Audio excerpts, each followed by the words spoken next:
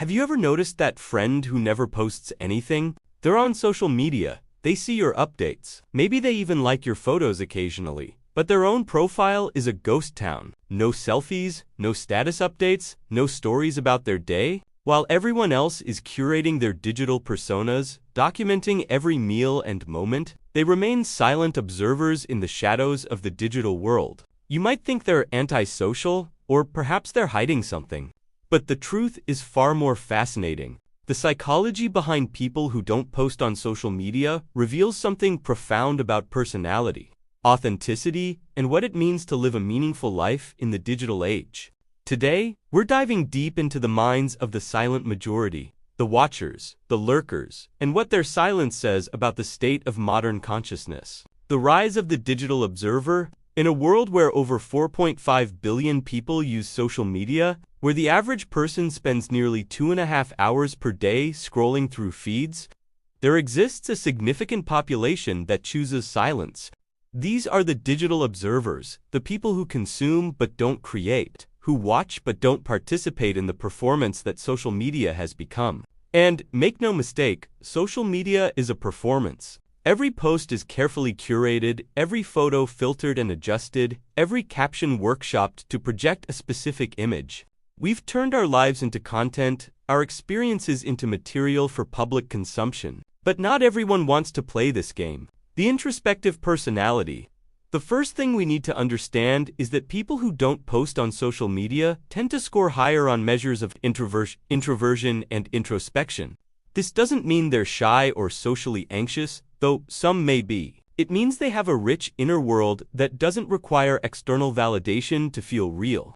Psychologically, these individuals derive their sense of self from internal sources rather than external feedback.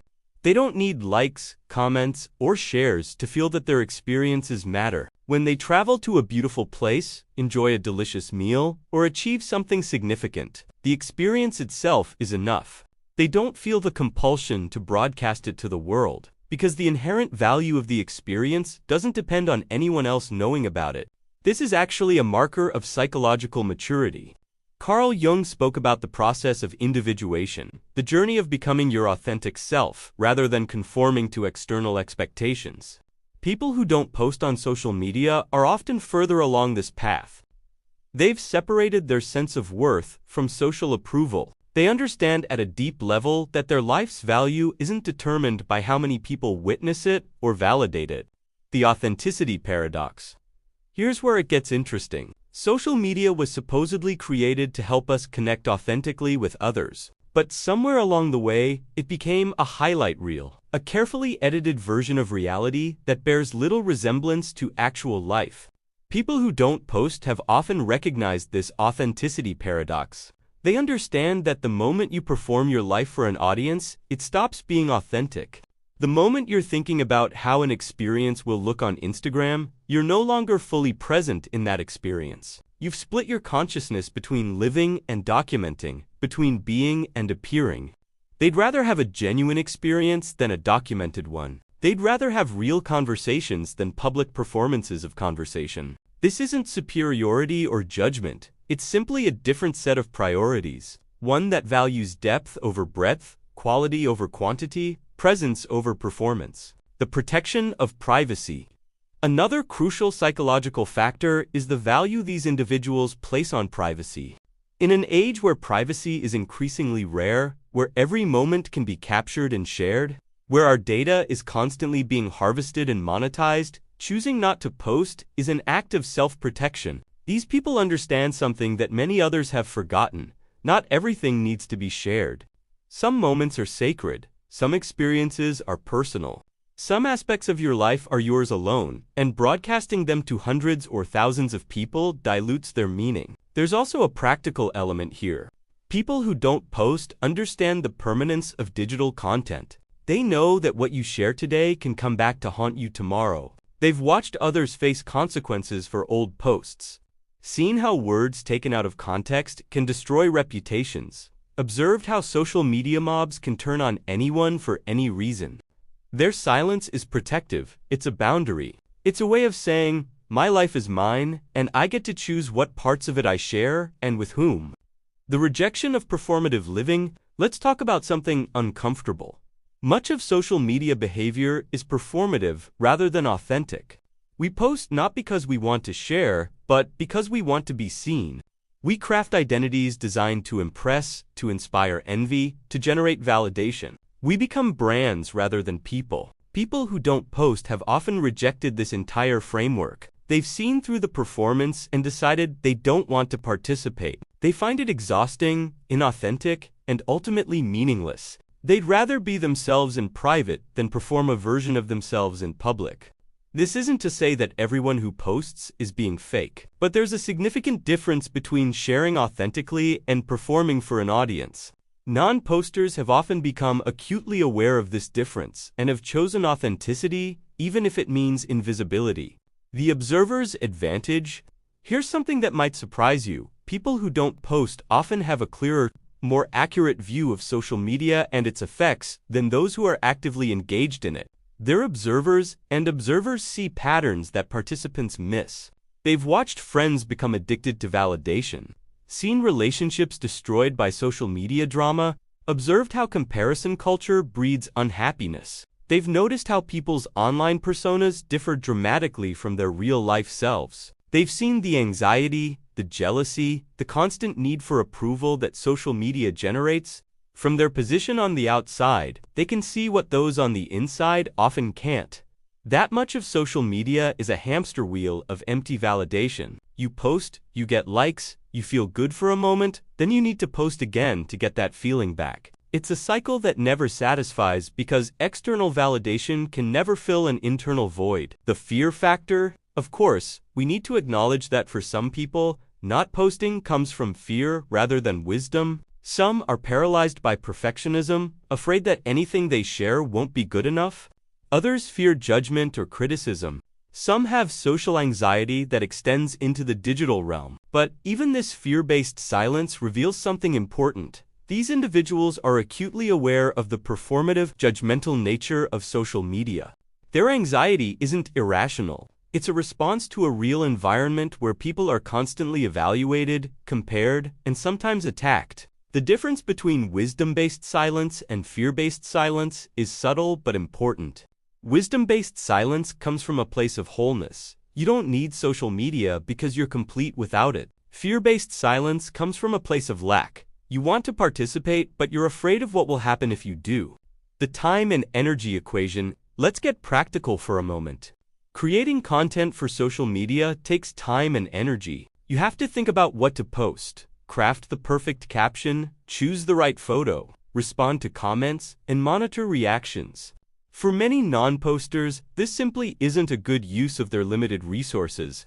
These individuals have often done a cost-benefit analysis, consciously or not, and decided that the return on investment isn't worth it. The dopamine hit from likes doesn't justify the time spent creating content. The shallow connections social media provides don't replace the deep relationships they cultivate in person. They'd rather spend their time reading, creating, thinking, having real conversations, pursuing hobbies, or simply being present in their own lives. Social media feels like a distraction from what matters rather than a meaningful use of time.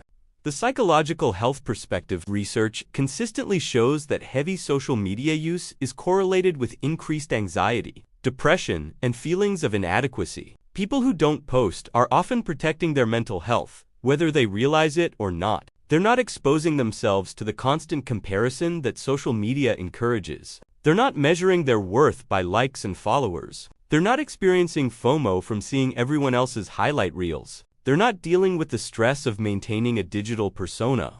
This doesn't mean they're immune to these issues, but they've removed one significant source of psychological strain from their lives. In doing so, they often report feeling more content, more present, and more connected to what really matters.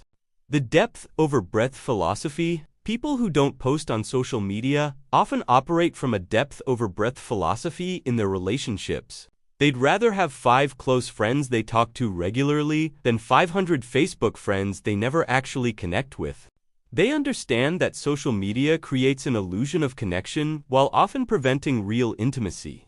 When you can keep tabs on someone through their posts, you don't have to actually talk to them. You know what they're doing, so there's less to catch up on.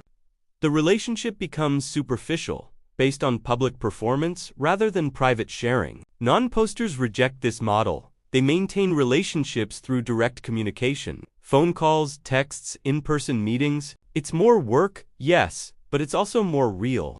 These relationships have depth, vulnerability, and genuine intimacy that's rare in the age of social media. The sovereignty of self. Perhaps the most profound aspect of not posting on social media is what it represents about self-sovereignty. These individuals have decided that they get to define who they are. Not an algorithm, not public opinion, not the metrics of likes and shares. They're not allowing their self-worth to be determined by external validation. They're not letting social media platforms dictate how they spend their time or attention. They're not participating in a system designed to monetize their every moment and emotion. This is an act of quiet rebellion in a world that increasingly demands our participation in digital spaces. It's a refusal to be reduced to data points and engagement metrics. It's a reclamation of autonomy in an age where our attention is constantly being harvested. Conclusion: the silent wisdom. So, what does all of this tell us? People who don't post on social media aren't weird, antisocial, or hiding something. They're often individuals who have achieved a level of psychological independence that allows them to opt out of systems that others feel compelled to participate in. They've recognized that their life's value doesn't depend on documentation or validation. They've prioritized authenticity over performance, depth over breadth, presence over visibility. They've protected their privacy, their time, and their mental health by choosing silence in a world that won't stop talking. This doesn't make them better than people who do post. Social media isn't inherently bad, and many people use it in healthy, meaningful ways. But the silent observers among us have something important to teach us about what it means to live authentically in the digital age. They remind us that we have a choice. We don't have to perform our lives for others. We don't have to seek validation from strangers. We don't have to document every moment. We can simply live, fully present, fully ourselves, with no audience required. In a world obsessed with being seen, there's profound power in choosing invisibility.